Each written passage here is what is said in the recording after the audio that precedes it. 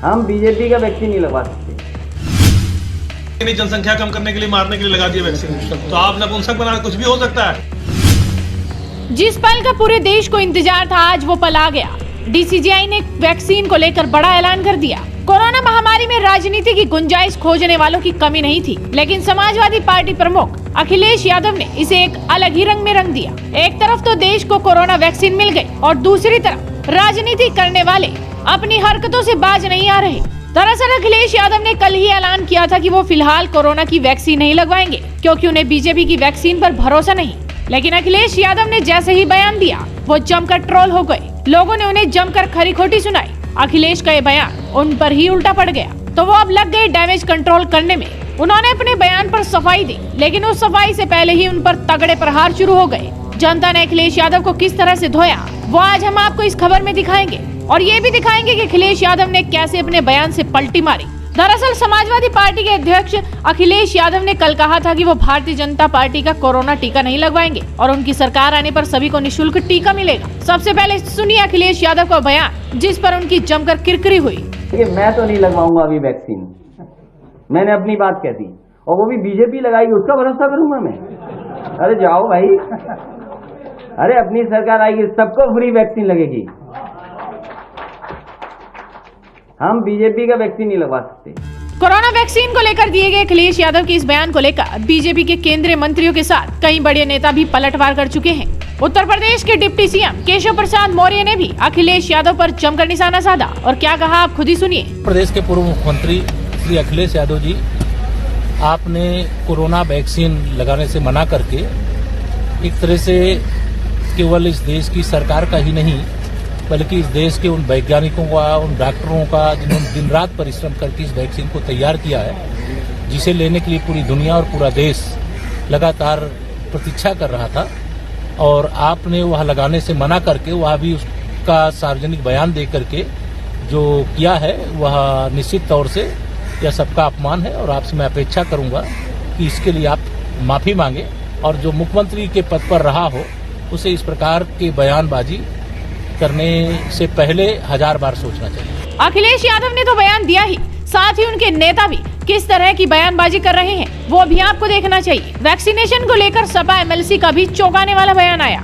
Samajwadi party के मिर्जापुर से MLC Ashutosh Sinha ने ये तक कह दिया कि कोरोना वैक्सीन आपको मारने के लिए लगाई जाएगी, जनसंख्या को कम करने के लिए दी जाएगी।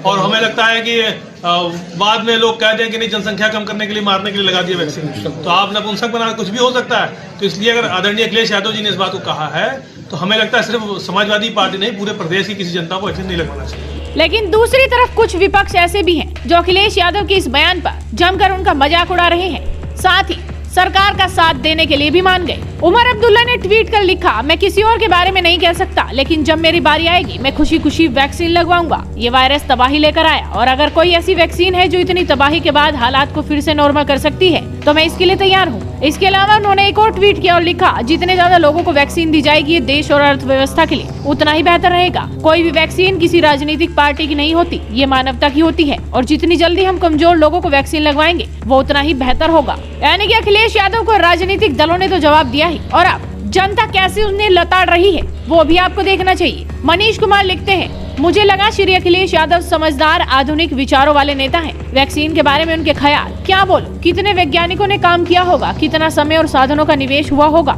और हमारे प्यारे नेता मजाक कर रहे हैं। ये उनका कथन तार्किक है, समय बताएगा। रोहित सोनी लिखते हैं, अच्छा है पोलियो ड्रॉप के पहले अखिलेश का बयान नहीं आया। कौन कहता है कि पढ़ाई लिखाई से व्यक्ति की समझ बेहतर होती है? पढ़ाई का समझदारी से कोई सीधा संबंध नहीं है। अखिलेश भैया इसका ज्वलंत उदाहरण है। सुरेंद्र सिंह लिखते हैं, ऐसी सोच पर शर्म आती है कि दवाई, टीका और वैक्सीन किसी पार्टी की है। पोलियो का टीका लगाकर विकलांगता से बचने वाले भी ज्ञान दे रहे हैं। ये देश के सबसे बड़े राज्य का सीएम रह चुका है, क्या मानसिकता है इनकी। गौरव कहते हैं, अत्यंत दुख की बात है, अखिलेश तो कोरोना वैक्सीन गुप्त रूप से लगवा लेंगे, लेकिन अपने प्रशंसकों को गुमराह कर उनके जीवन के साथ खेल रहे हैं। खुद की राजनीति चमकाने के लिए लाखों समाजवादी पार्टी के कार्यकर्ताओं की जान लेंगे। लेकिन जैसे ही जनता ने अखिलेश यादव की क्लास लगाई, उनका बयान उन पर उल्टा पड़ा, तो वो डैमेज कंट्रोल करने में लग गए। अखिलेश ने सफाई देते हुए ट्वीट किया, हमें वैज्ञानिकों की दक्षता पर पूरा भरोसा है, पर भाजपा की ताली थाली वाली अवैज्ञानिक सोच व भाजपा सरकार की वैक्सीन लगवाने की उस चिकित्सा व्यवस्था पर भरोसा नहीं जो कोरोना काल में ठप सी पड़ी रही। इसके साथ ही उन्होंने आज सुबह भी ट्वीट किया और लिखा कि कोरोना का टीकाकरण एक संवेदनशील प्रक्रिया है, इसीलिए भाजपा सरकार इसे कोई सजावटी दिखावटी